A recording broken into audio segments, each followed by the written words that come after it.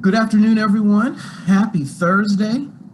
Happy fourth day of February of 2021. Welcome to the BIPOC uh, panel, where we're going to focus on talking about BIPOC counseling students, tips for managing battle fatigue and successfully navigating school and career.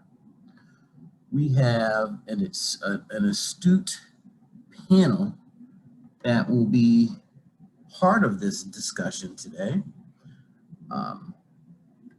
And we want everyone literally to relax, breathe, and really treat this and view this experience as we're all sitting around the kitchen table, sharing a meal, passing the mac and cheese, the sweet potatoes, the greens, the fried chicken, and just having a discussion, all right? Having a discussion. So we would also like to share with you that as we were meeting and prepping for today's event, we realized that all the questions and with everything that's been going on for the last year, we felt that we couldn't do this topic, the diligence, by only limiting to an hour and a half. So we've decided to have a part two of the same discussion. And the part two will take place on February 25th from 1 to 2:30. So more information will be coming out on that particular event, but we just want you to know that this conversation will continue in this platform. We hope that it continues in between, but certainly in this platform on the 25th of February. So without further ado, I want to move forward and ask the panel members to introduce themselves. And when introducing yourself, if you could, obviously share who you are, where you're from in this great world, and if you could share your how you identify yourself as well. I'll go on and start. I'm Dr. Vicki Macklin. I am in the Charlotte, North Carolina area, and I identify myself as a Christian and as a heterosexual single female. Hi everyone, I'm Dr. Christian Chan. My pronouns are he, him, his. I'm an assistant professor at the University of North Carolina at Greensboro. So here in Greensboro, North Carolina.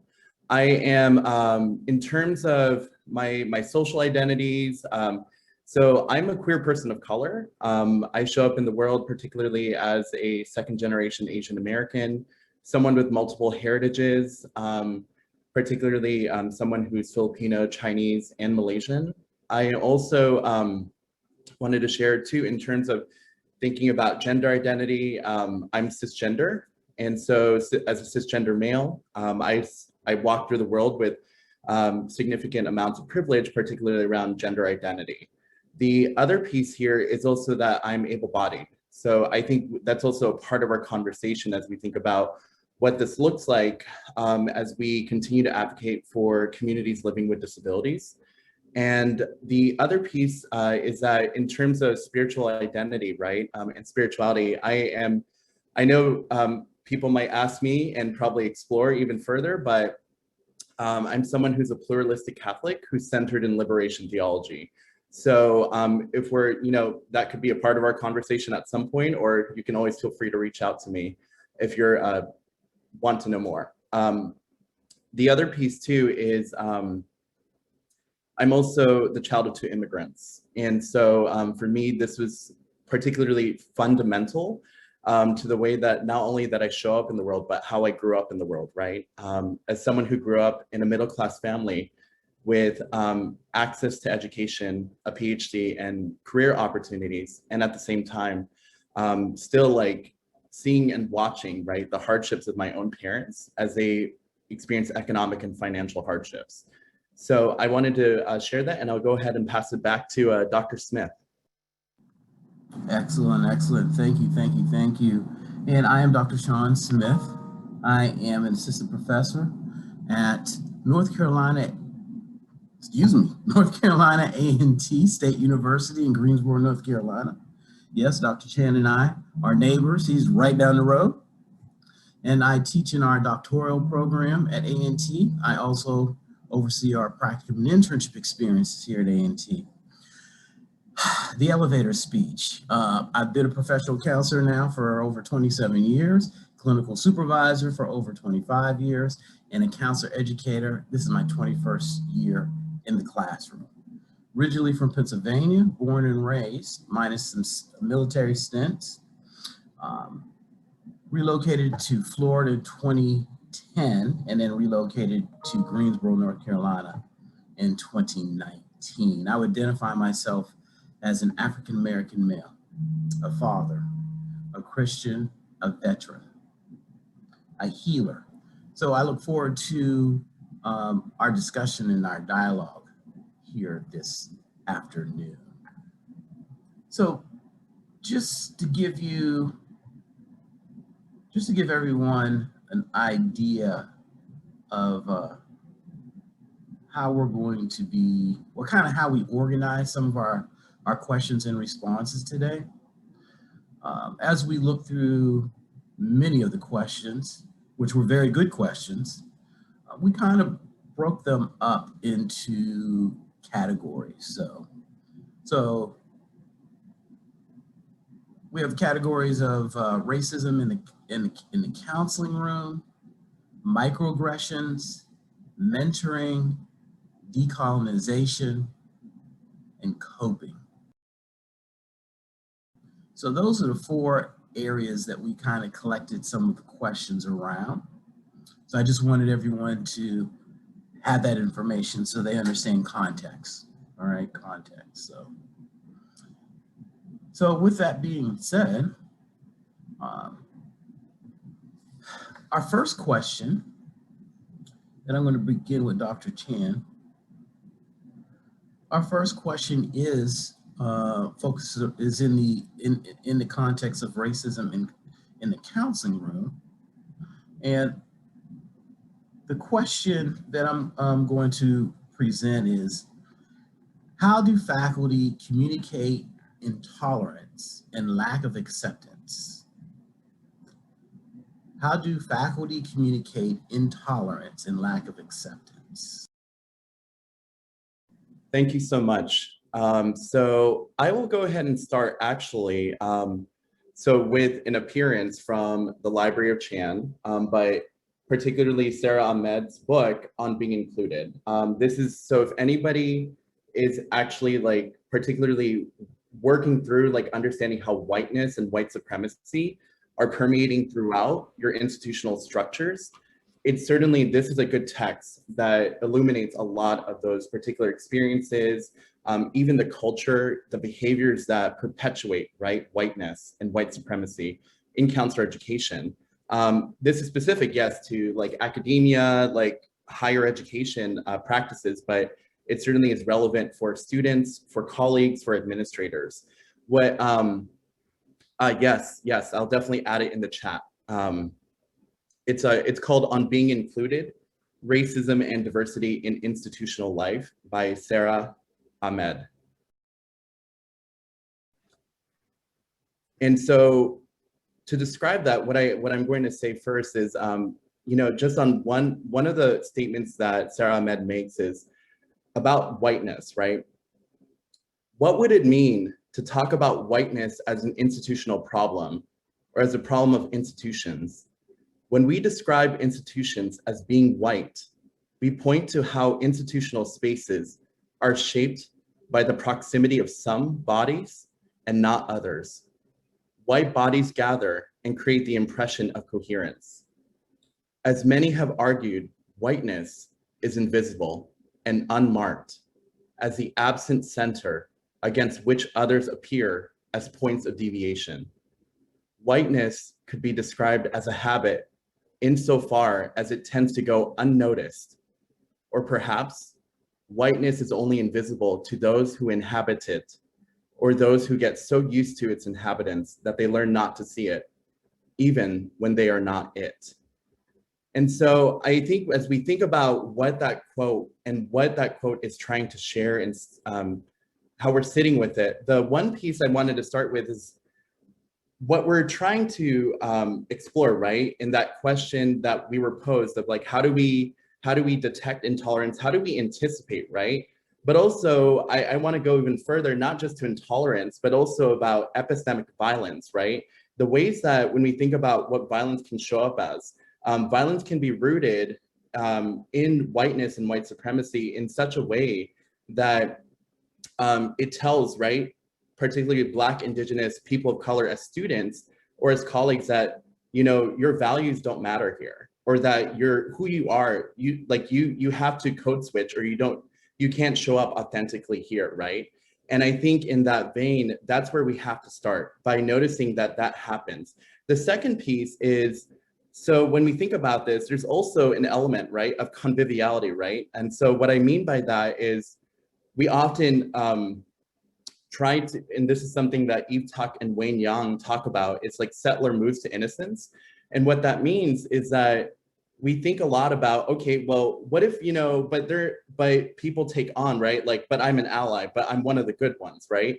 And I think that diminishes where we need to be at in the conversation in terms of what it means to move from ownership to accountability and answerability. And so when I think about what that ultimately means for us and detecting that, we have to be able to, again, like to broach those conversations with our students, to broach those conversations with our colleagues.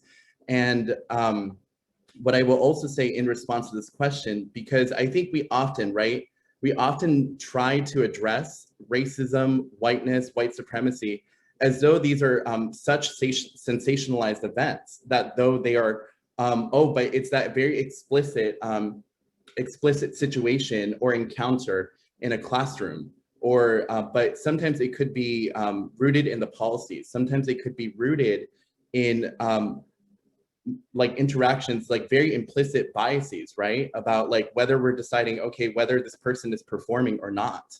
And this is also, I think in this vein too, right? This is exactly, we'll be talking more about this today, but even in detecting microaggressions, right? And what that looks like.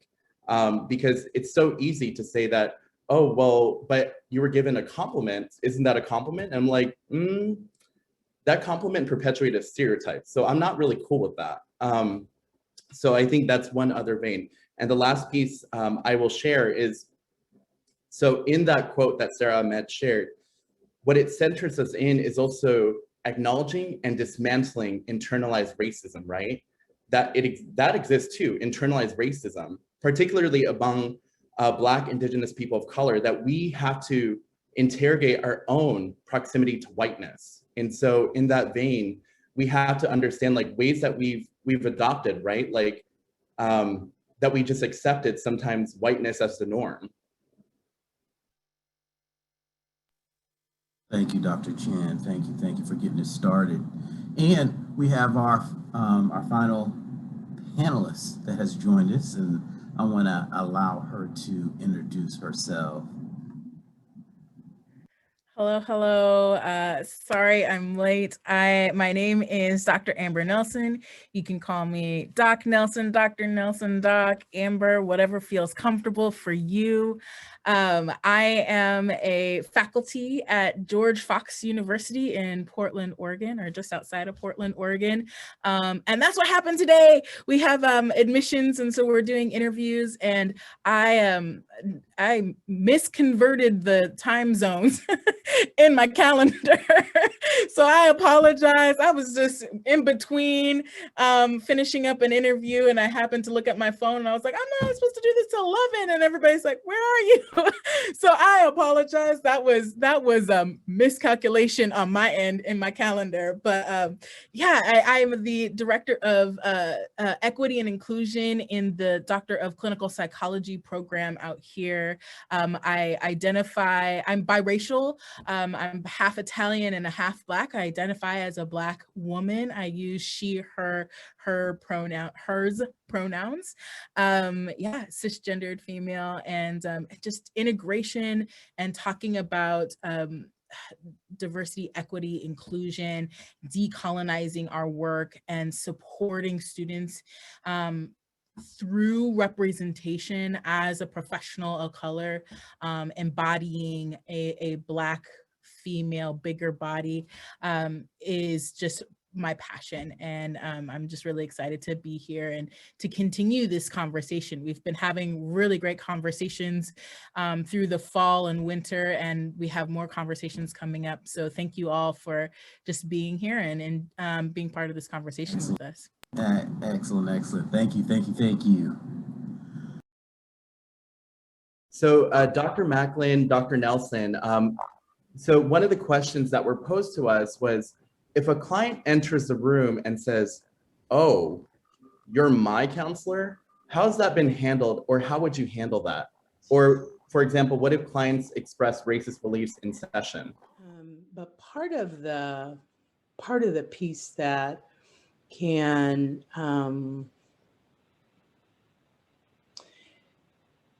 come into play is dealing emotionally with what can come up when, oh, you know, like the defenses that can come into play when there's that kind of subtle, going back even to what Dr. Chen was saying, this subtle twist kind of, who are you? Are you really qualified? Can you really do this?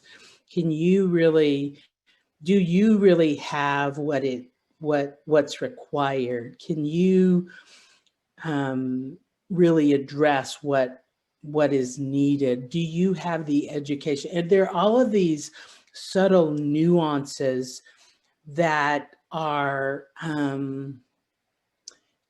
can be really offensive to the individual. And when there are types of, we're going to get to them later, types of microaggressions that folks are not aware when those types of things are said. And even though they may not be conscientiously saying that, it's a very subtle defensive way of putting something out there to accuse someone of something that they are saying you just don't have what it takes, even though those may not be the words they're intending to say. So just if you are the one saying those words, if you know someone, a person that is speaking those words, if you have a student who's coming to you and saying that someone has said those words, don't just dismiss. Don't just, they probably didn't mean anything by it, because that's just as hurtful, can be just as hurtful as the words that are said. When I saw this question, when I read that and heard that, that took me back to an experience of having a student who said to me that that's what a client had said to them. So that's just kind of my thought, my response to that. Thank you, Dr. Macklin. I think this is, it's a tough question, right? And one that I think sits in the back of our minds as BIPOC folks, of not just if this happens, what do I do if this happens, but when. And so I think that we're carrying it with us when we step into every space with every client. It's constantly ever present in the room. And I think that for me, I can recall the first time that it happened on both ends of the spectrum. On the end of, oh, you're my therapist, like, okay, now what, right? That look of like, I wasn't expecting you, to also like, oh, you're my therapist, I wasn't expecting you, right?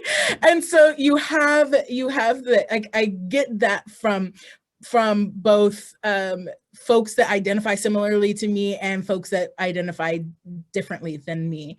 And I think some of that comes from a similar place of not expecting somebody that looks like me to be the professional in the room.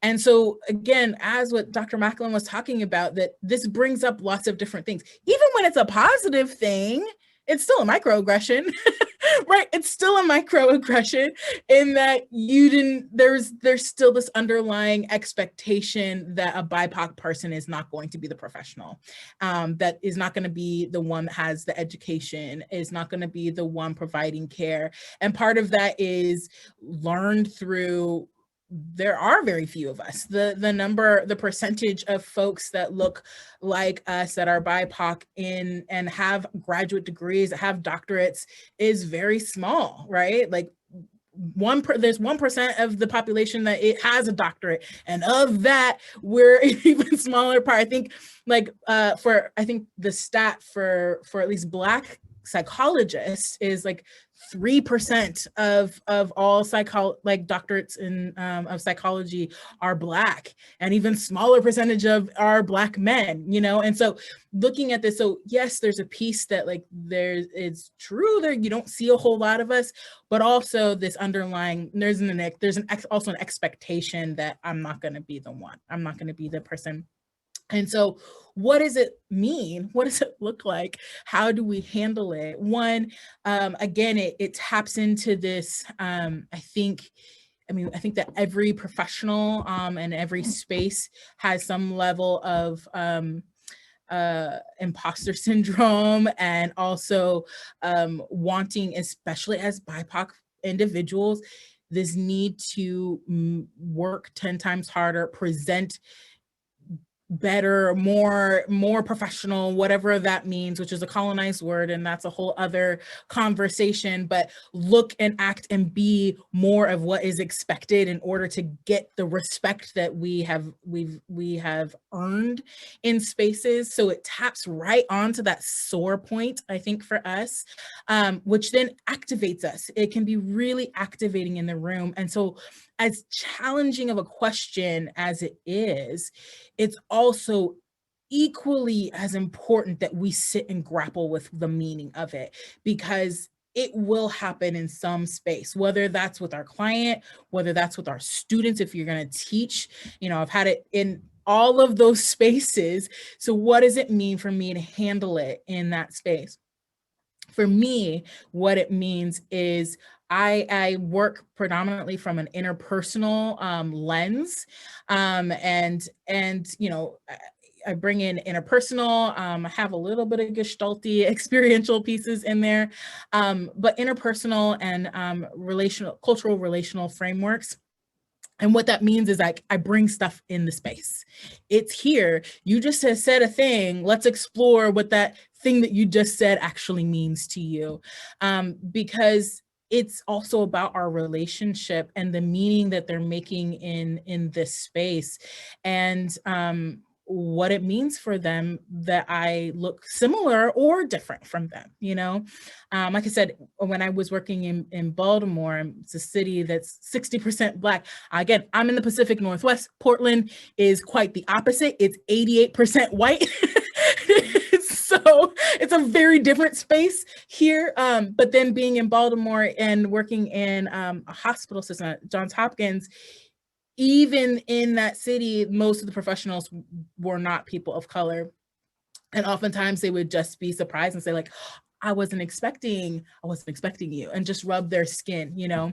And so then it would be a conversation about, yeah, what is it like for you to have me as your therapist, as your psychologist in this space? What does that look like? And how does that impact our relationship? What does this mean for you? And often for those that looked similarly to me or that were BIPOC or part of a marginalized identity at all, really having a visual minority, which I don't necessarily like that term either, but having a visual diversity marker made people that were part of a variety of identities feel so much more comfortable to be able to feel like they didn't have to explain themselves. And when we were able to bring that into the space, we could talk about the meaning of that. We could go deeper. We could also talk about the differences. That I grew up in rural Oregon, so you can't just refer to things in the city because I'm not gonna know. So there's also that piece. So don't make assumptions that I know all the things either, because I'm not from this area. So we need to have that understanding. And for those on the other end, what does it mean to say like, yeah, so have you ever had a professional that looked like me before? If you have, what was that experience like? Because past experiences with folks that look like us we as BIPOC individuals tend to be seen as representations of the entire group. We're not seen as individuals, which is a larger problem, but we're not seen as individuals. And so if they've had previous experiences of providers or friends or people that look like us, it's going to go into their box of their experience of us. Yes, we are not a monolith, and yet that's how we're treated. We're seen as the same. And so it's also really important to explore what their experiences are of other professionals that have looked like us. What is the meaning that they're making of sitting with us, and not be afraid to sit in that place and get comfortable with the discomfort and just calling out, yeah, we probably walk through the world a little bit different. How is that? What are some things that you would want to make sure that I know as we're working together? What are some things that you want to know about me, or how I walk through the world, or how I understand things that are going to make this experience more meaningful and better for you in this space? But I think on the whole, the biggest thing is to yes, it's super nuanced. Don't be afraid of it. Don't avoid it. Don't run away from it, but to lean into it and take the time to think about it beforehand. Instead of sitting in the like anxiety of when is it going to happen? When is it going to happen? Is this going to be the time? Just be prepared. Have that conversation with your friends. Know how you would go about it, and bring it up with people. Bring it up with your friends. Like, hey, we come from different backgrounds. What's it like interacting with me? Have that conversation regularly so that you are conditioned to be able to hold that in that space.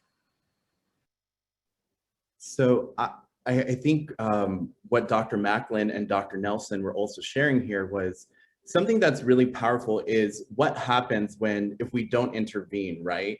And allow this to continue happening. And the reason why I point that out is because it could be an overarching pattern in this client's life, in their interpersonal relationships with others.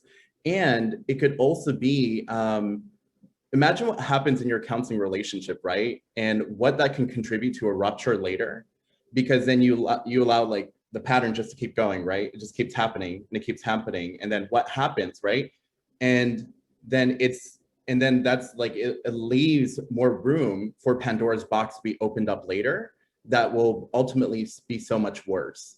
The other piece I wanted to highlight was, so there's a combination of like, yes, like a Counseling Today article. I'm gonna put a few of these resources in the chat, but Dr. Bailey McLeod actually talks specifically about how like addressing client prejudices in counseling.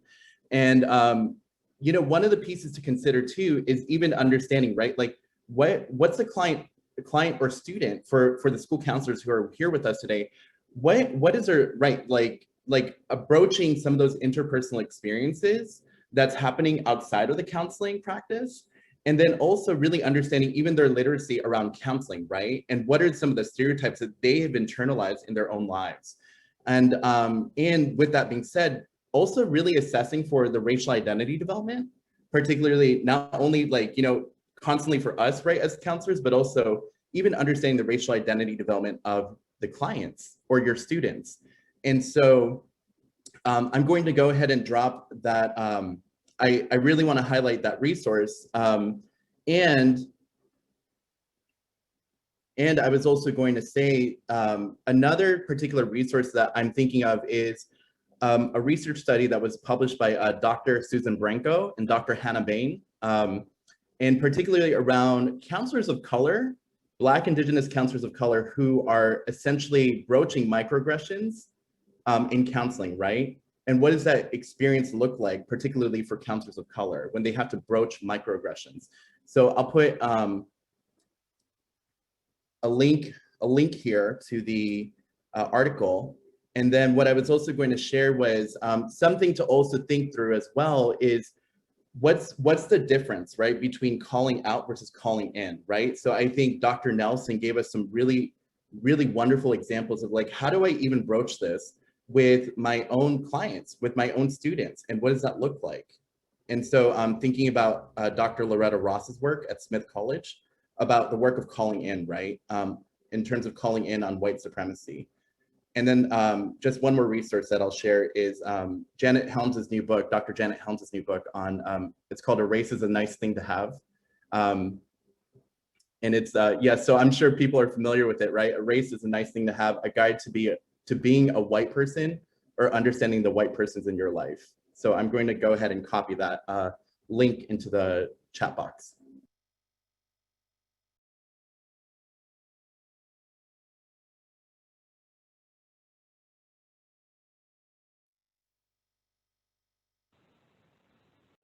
I did want to clarify, and I'm glad Dr. Chan did. I do want to clarify so everyone is on the same page who's attending.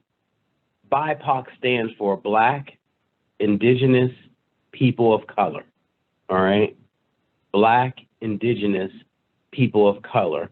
And know that the term has come around to empower these individuals and move away from the language of minority. All right, move away from the language of minority. So I did want to ensure everyone knew what BIPOC stood for and the meaning behind it. So we touched on microaggressions there. So let's move to the microaggressions questions that we had posted. What advice would you have for doctoral students dealing with microaggressions for master's students that they teach and or supervise?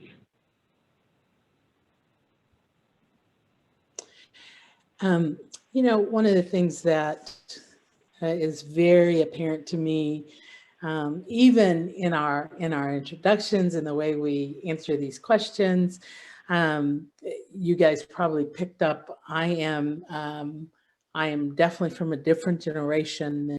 This whole idea of microaggressions, and I want to add two things that even Dr. Chan has already addressed, is that this is one of the areas that as a graduate student who is working with other students, probably the biggest piece of advice I would give to doc students is to expect them. Not to say, well, that's stupid. It's real. It's just, it's going to happen, but it's not to say it. And I'm going to go on and add to something Dr. Chan just said, but not to not challenge them either. It's not to say, ignore it. You don't ignore it, but you don't shame either. We address it. We speak into it. I love something that Dr. Nelson said. It's this idea of exploring with someone, of where it is that they're coming from, what it is that they're thinking, what's causing them to, not necessarily causing, but what is it that's driving possibly their thought process in that way. Being curious about the person, just as we can be curious about our clients. As a doc student who is working with master's level students, because if you're working with master's level students who are going into the counseling field, you want to help them to learn how to be curious. And so to challenge them in their own curiosity, their own sense of, oh, so what is going on with you as you even process? Are you aware that you're saying that? Are you aware of how that might come across to someone? Are you aware of how that impacts me? How that may make me feel as you make that comment? So, and as a doc student who is also potentially going to be a supervisor, how do you address those issues in helping to train, helping to speak into places where you want to help someone grow? So I don't want to, I'm hoping that didn't come across as just kind of this snidey, snippety kind of, well, just kind of expected. That's not what I was meaning at all. Because one, yes, it's going to be a part of this whole, you know, as someone who's from a different generation, I have learned, yes, there are many things that I've grown with and walked into and experienced, but I've learned also to just not accept. I speak into when it happens, and I'm aware of how I speak into it. And sometimes it's not always, easy, and it's not always going to be pleasant. But it has to be addressed also. And so that's the advice that I would give, is to, one, expect it, but two, to be prepared to address it. So. I appreciate what Dr. Macklin shared. I think one of the pieces that you highlighted, Dr. Macklin, was that this can be a teachable moment for the class, right? And I will say too, on top of that, especially for doc students who are working to understand, like, how do I address this in supervision and in teaching? One of the pieces is also assessing, right? Assessing what's happening in that group dynamic, because here's what could happen. The other piece is I'm also responsible for protecting all the students in that room. So if there's going to be cause, not necessarily that are harmful to me, but harmful to other students in that room, I have to be mindful of that. And I have to be mindful of when I need to shut it down too, right? So there's a part where I'm like, okay, this can be a teachable experience or teachable moment. And there can be times when I have to assess, wait a minute, there's going to be more harm if I let this continue. So, and remember that the learning environment isn't just contoured to that classroom, right? It happens in your advising, it happens in your meetings with these students, individual meetings. So sometimes when I realize, okay, in the moment, the student is taking up a lot of space, that it's affecting the learning of the other students, I might say, okay, how about we set up a meeting this week and let's talk more about, you know, what you're working through here. So that way we can talk more, and that it becomes a productive learning experience for them and then for the other students in that room. Yeah, I completely agree. The thing I'd add to it is, you know, part of the process of professional development, and our work is to increase our own self-awareness, right? And that, just like when we're dealing with it with our clients, and as Dr. Macklin said, just be prepared. Know that it's going to happen at some point and that you'll have to address it. And so don't be afraid of that. And also, I want to call out and recognize that as a doc student who's supervising master's level students, you're in kind of a double bind, or at least between a rock and a hard place, right? Between I am supervising students while I am still a student. I have more experience, I have things to impart, and I'm also not part of the system yet. I still have professors, I still have supervisors, so being in that middle place adds this extra level of just tension and insecurity around what we have to offer.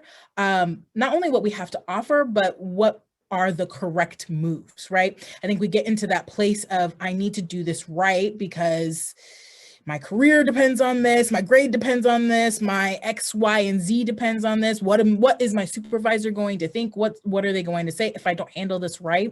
And so we put all this extra pressure on ourselves, and it goes back to that like impression management that we're, especially as trainees, there's the level of impression management is super high. And then I think that there's an additional level of external and internal pressures to outperform or perform more.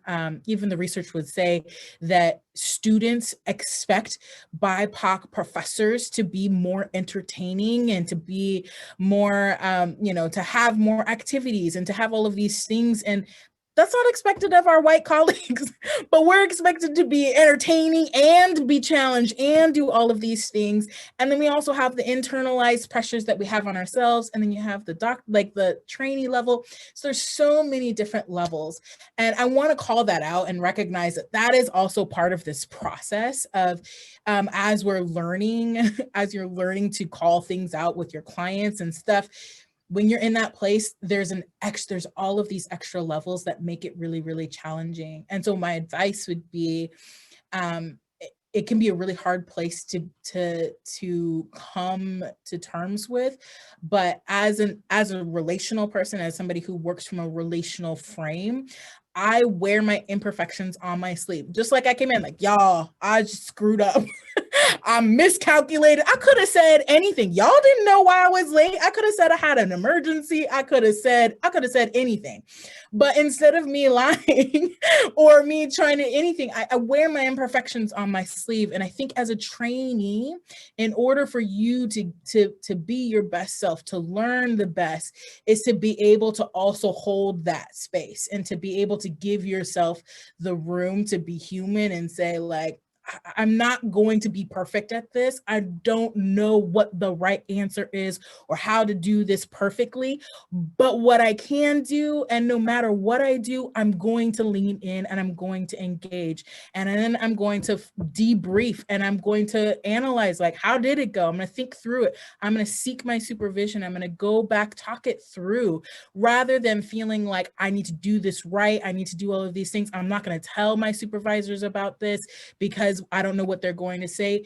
Bring it up. The way that we get better as clinicians, as teachers, as professionals is not highlighting the things that we're doing well. It's highlighting the things that we're struggling with. It's highlighting the things that we don't understand, that I don't think I did that well. How can I improve this better in the future? And so what I would encourage you to do is, rather than putting the pressure on you to have it right and to know what to do in the situation, and being afraid of that, but to lean into it and say, my job is to engage. I'm always going to lean in rather than pulling away. I'm not going to expect myself to have the right answer, but I am going to expect myself to engage and to have a conversation. That's always you're like, for me as a mentor, as a supervisor, that's my expectation, is that you engage in some way and that we can talk about how we can improve the engagement in the future, how it felt, what came up for you as you were doing it, because that gives you more information about how you interact with students and people. So if all of a sudden you're like, oh, I practiced this, I thought I knew what it was going to do, and then it happened and I went off in the classroom. Now what do I do? Right? Like, it happens because we're humans. And when we're being microaggressed or aggressed against, things come up, right? It doesn't matter if we're a professional, we're human first, right? And sometimes things catch us off guard, and it might happen with a client or a student. And so bring it up and think about, how am I being impacted? How was I impacted in that moment? And don't shy away from it. Seek out mentorship, talk through the situation with your supervisors, and talk through and think about what came up for me when this happened. What was I thinking about? How was I viscerally feeling? What was coming up? What was easy? What was hard? What was I surprised by? Again, entering not only the curiosity with the person who made the comment, but also entering into curiosity about your own experience. And don't we have an awesome panel? See, this is why we do what we do. We have an awesome panel here. The two things I wanted to highlight that Dr. Macklin and Nelson has spoken of. Dr. Macklin said, I don't know if everyone caught it, she said, expect it. Expect microaggressions. Expect it. And for me, that puts it in context of a larger space that counseling, right, is a microcosm of our society. We cannot put blinders on and think that outside of counseling, there's systematic oppression, there is racism, there is sexism, right? There is poverty, and those issues are just going to stay out there and not come in to the ivory tower, to the supervision session, to the classroom. It is. If proof of that is not here, January 6th and everything that has taken place after that should remind us, okay? This is part of our fabric. So being conscious and aware of that, to really anticipate some of this. Anticipate some of this. And then with that anticipation, okay, many of your communities, your families, your parents have had to talk with you about this. And it does not stop in counseling. So just as Dr. Nelson said, doc students, you are in the double bind. There's no ifs, ands, or about it. You are, quote unquote, middle management. All right. And guess what? You're probably going to have many more of those experiences as you continue to stay in this field or in any field. Because guess what?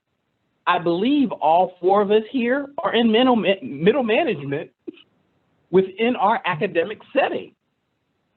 Meaning we have individuals we need to report to, and then individuals that we oversee, right? We work with, we train, that we give feedback. So it's going to be there. So the more you can bring in, again, your lived experience and learn how to shift consciously within this space, the better you're going to be. Those skills that Dr. Nelson is speaking of, okay? But let's be real about this entire discussion and dialogue. It is part of our fabric, and we should expect this. We should expect this.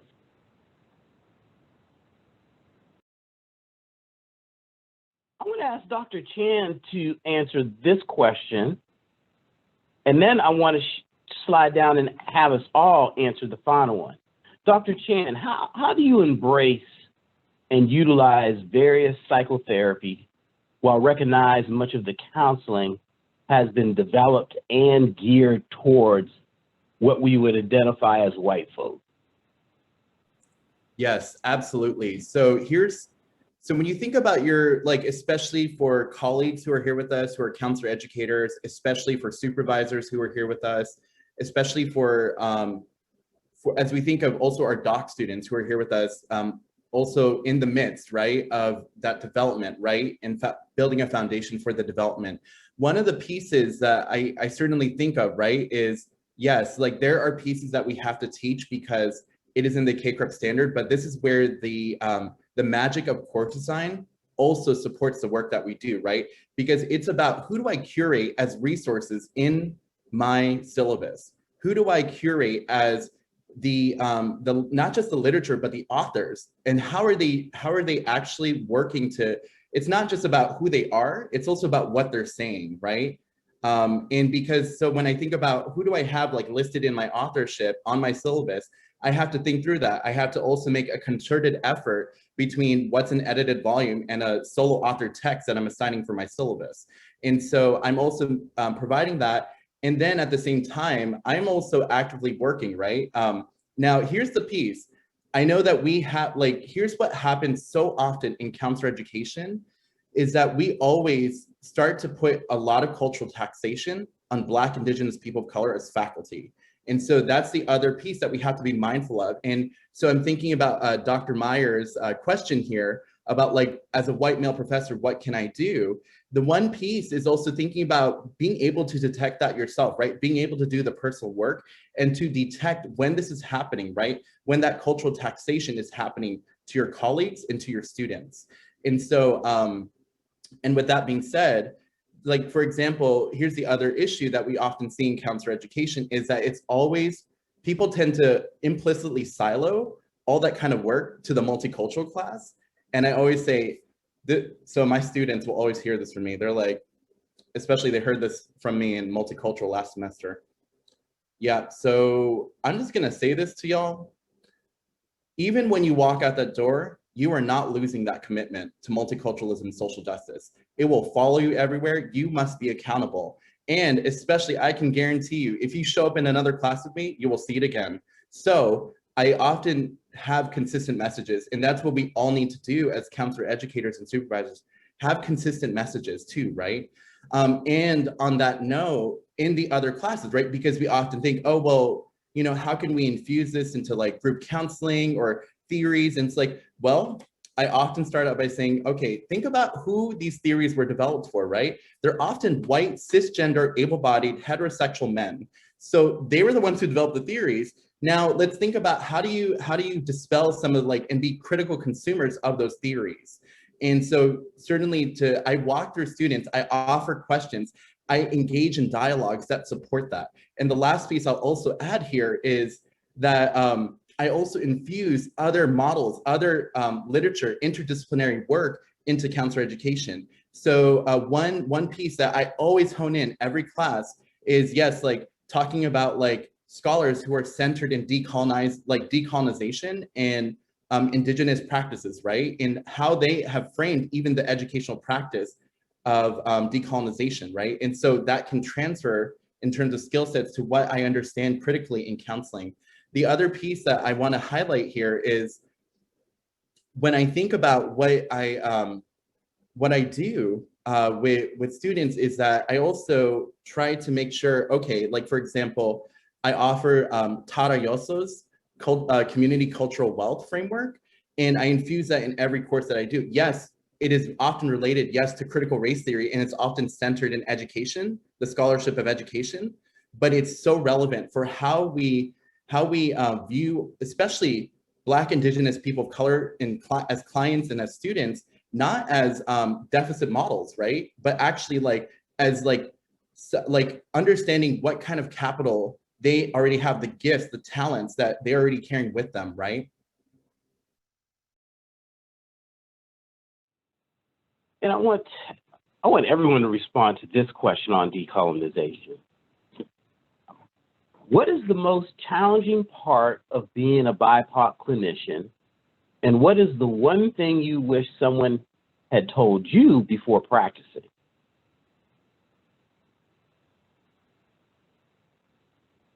Again, what is the most challenging part of being a BIPOC clinician? And what is the one thing you wish someone had told you before practicing? So before we all grew up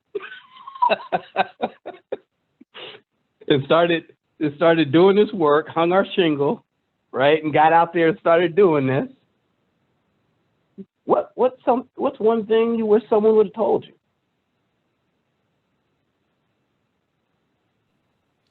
I'll start. Again, one who doesn't talk bunches. And I would say, to answer to the first question, the most challenging part for me, having grown up in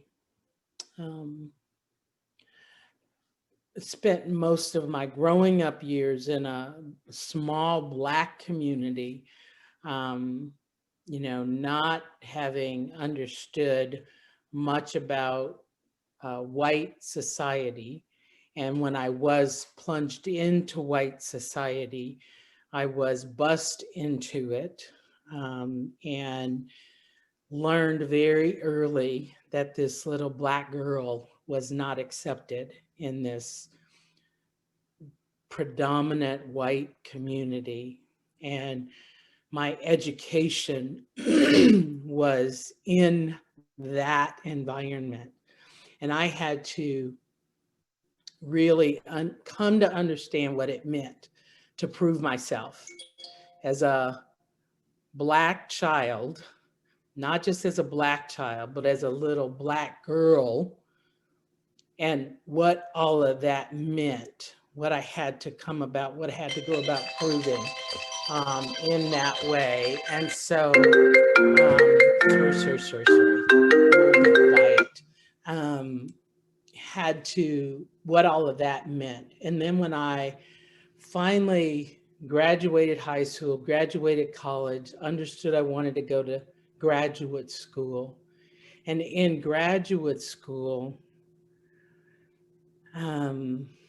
still not fully understanding what that identity meant, what it meant to be a Black girl, Black woman now, knowing I wanted to serve in the Black community, but not fully understanding even then what I would have to face, what I would have to deal with.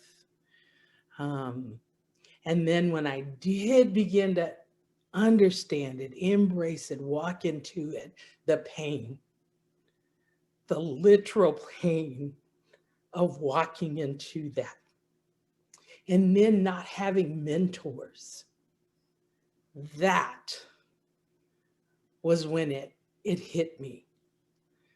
That as a Black woman, not having people who looked like me in this field, it began I began to grasp hold of. I loved the man who was my mentor because he understood just a small glimpse of what Vicki Macklin had to walk through, but not fully because he was a white man, but he couldn't understand it fully. And it wasn't until I got into my doctoral program that I sat with a Black man who would sit in his office and hear my stories and just rub his skin. And I began to understand that somebody understood me. And that's when I began to get, I thought, oh, what I missed those first few years of not having somebody who could fully identify with my story. Not fully this full journey that I'd walk through, but with my story as a Black person who could sit and hear Vicki's story and say, didn't have to say a lot, but could just rub his hand and weep with me. That meant a lot to me. So, yeah, that's what I learned, and that's what I value, and that's why I loved when I came to Gordon Conwell, and I embraced the opportunity of the Black women. They didn't know, and they probably still don't know, but those Black women that I could just know that God placed me there for a reason. And they didn't fully, and probably still don't. Some of them probably still, I think some of them do. But to know that they had somebody who they could look to and say, this Black professor was there.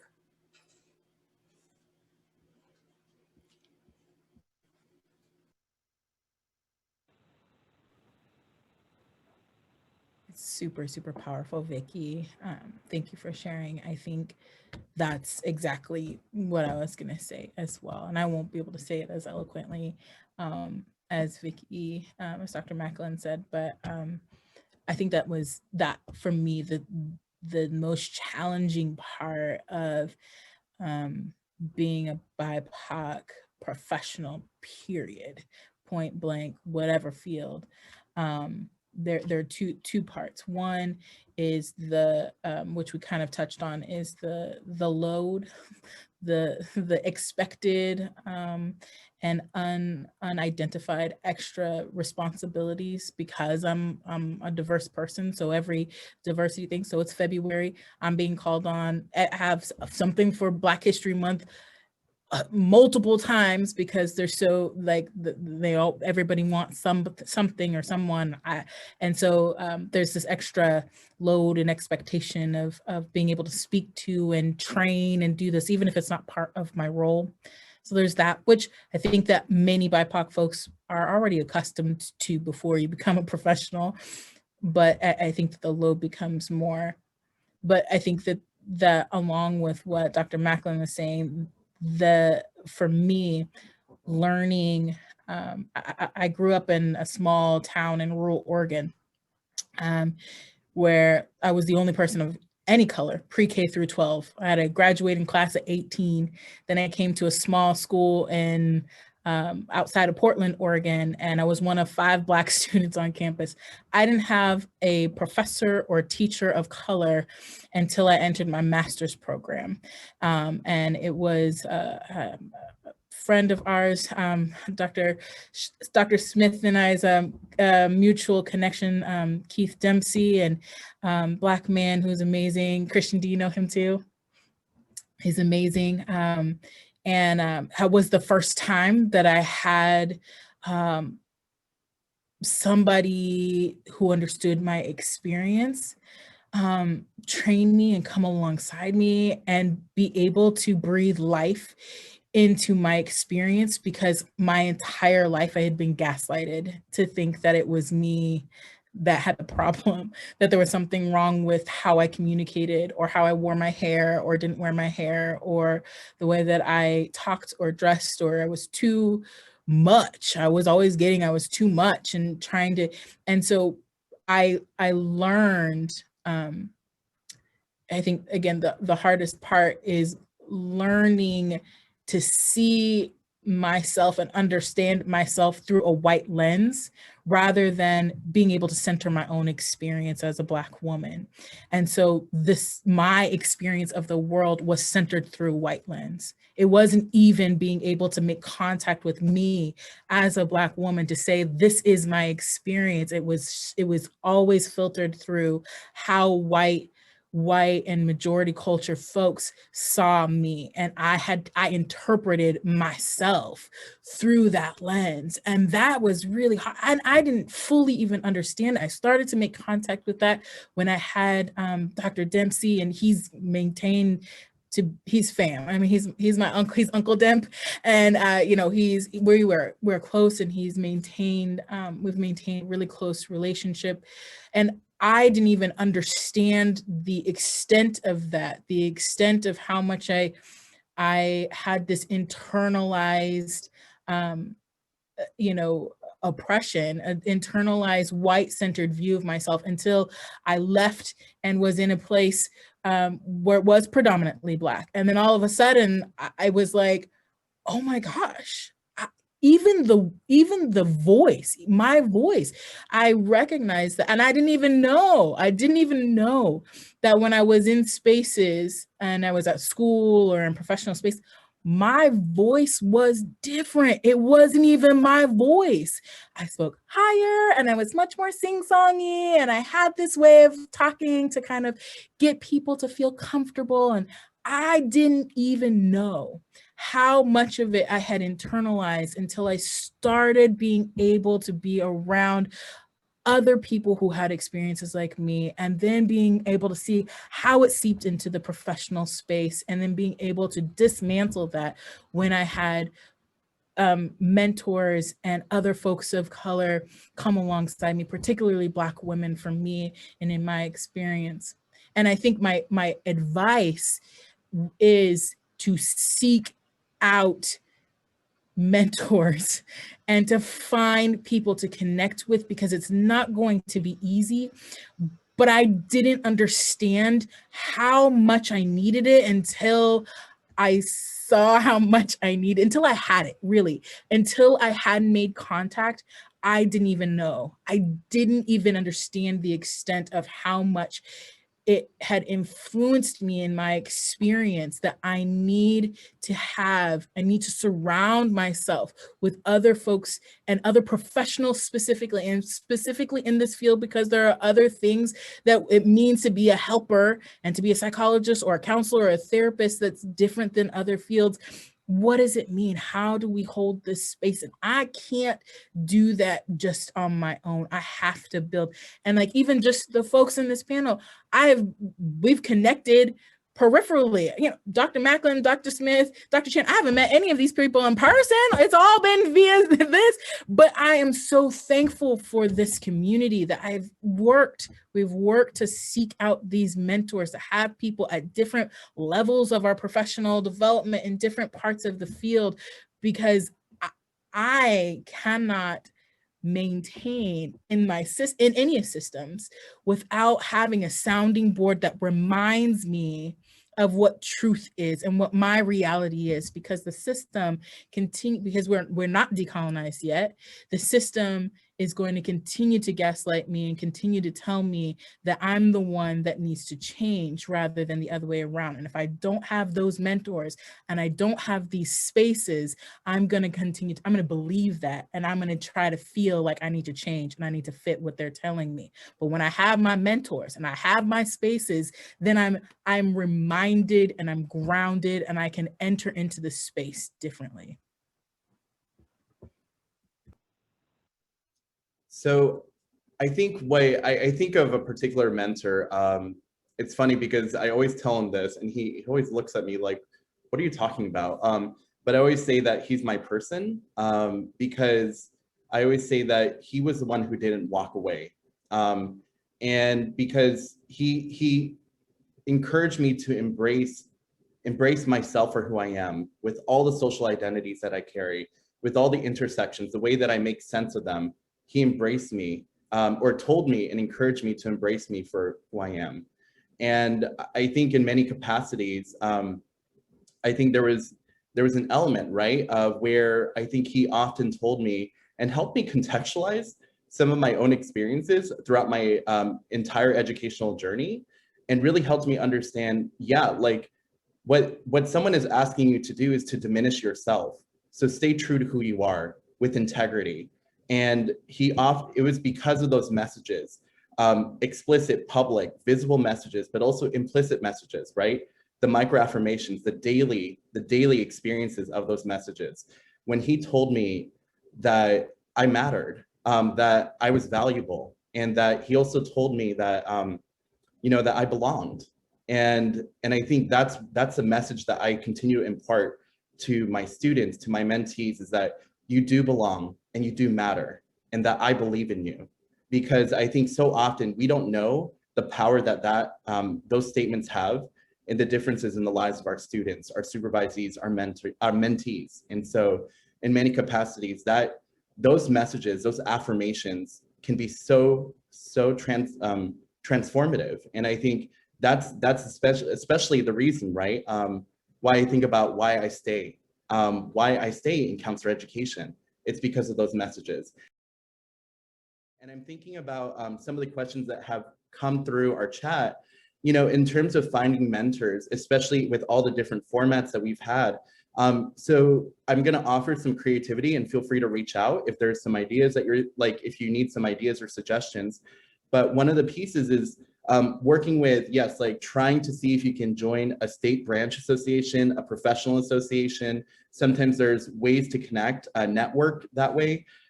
Sometimes there's also, I also don't want to diminish the idea of peer mentorship and how valuable that is. Like, I think about my own colleagues who are also counselor educators now, and they were fundamental in helping me not only survive, but to continue to thrive, right? To continue to understand how my joy matters, and how to protect that joy. The pieces I would add, we've already talked about mentorship, so that's there. Find your tribe. Find your tribe, okay? And your tribe does not have to be in counseling, doesn't have to be in your department. It could be in a different space, a different discipline where you're at. And it doesn't have to be at your university, all right? So just find your tribe. The other aspect would be to what I learned and what I'm sharing. Buy what we're selling. Buy what we are selling. How many of us do not invest in ourselves through counseling? Okay? And when I say counseling, I'm not talking about the colonized version of counseling, all right? I'm talking about the counseling that authentically we feel we need and will use and go to those spaces. So what do I mean? All right? Like I said, I'm a Black man, and believe it or not, I still hang out at the barbershop. The barbershop for Black men is a sacred space for us to be us. Okay? The kitchen for Black women is a space for them to be Black women. That's our counseling. Leaning into that and embracing those experiences, and then being confident enough to bring it back to our counseling programs to say authentically, like Dr. Chan said, Dr. Nelson said, Dr. Macklin has said, this is who I am, and this is what I bring to this experience. In addition to, all right? Because I'm telling you, the counseling program and the training was not that easy. It was not that easy. The program tells us to be our authentic self, speak your truth, and then as a Black man, I speak my truth. They're not looking at me as the Black man speaking the truth. They're just looking at a truth that they do not hear, understand, or want to receive. So the counseling and the mentorship helped ground me and keep my sane mind. I mean, really, it did. It did. So that's what I wish I knew going in, and that's what I'm offering going out. As the community I was in, I was, and we've heard these stories. I was like one of two Black counselors. One of two of Black counselors. So when I was around, everybody knew what I was there to do, so to speak. Right?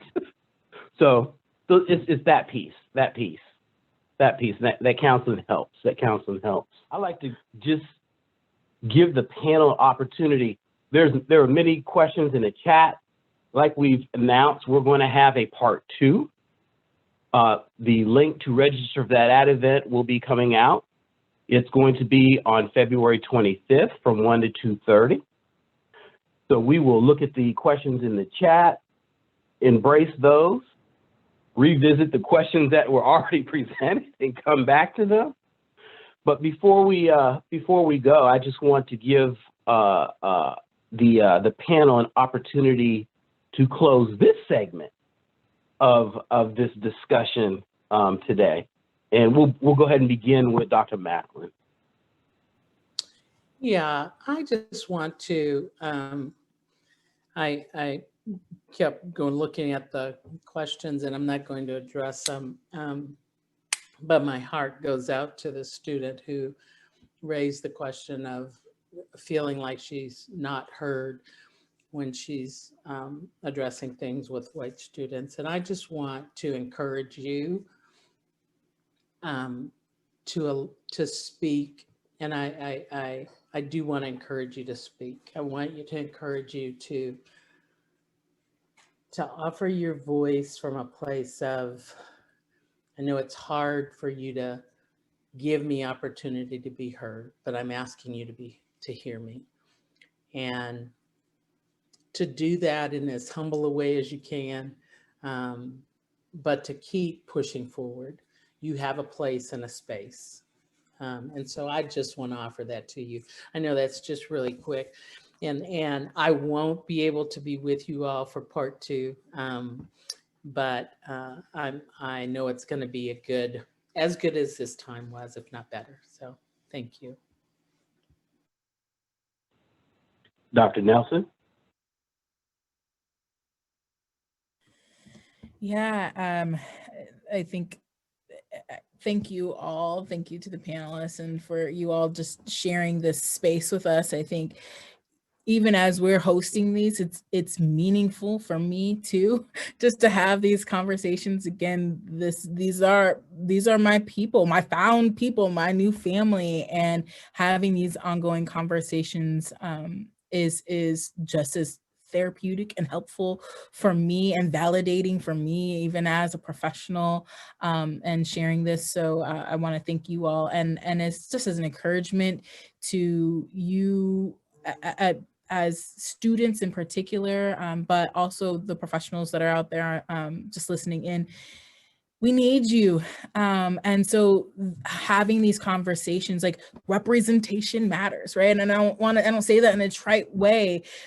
I say in the most powerful and meaning way possible that representation matters and we need you here. And with that, that means you need to make sure that you're taking care of yourself and that you're finding people and that you're having the place that you can get the support so that you can continue to sojourn on, so that you continue to be that representation in your community, whatever system you're part of, whether that's private practice and for your clients, or that's in a school system or a hospital system, whatever that is, we need you and we need each other. So seek us out, seek each other out, and find those ways to care for yourself. And I don't want to lean into self-care, whatever self-care looks like for you. Community care, I think, is a better replacement, particularly for us as BIPOC folks. Community care is what we need. So seek it out and find ways to support you so that you can have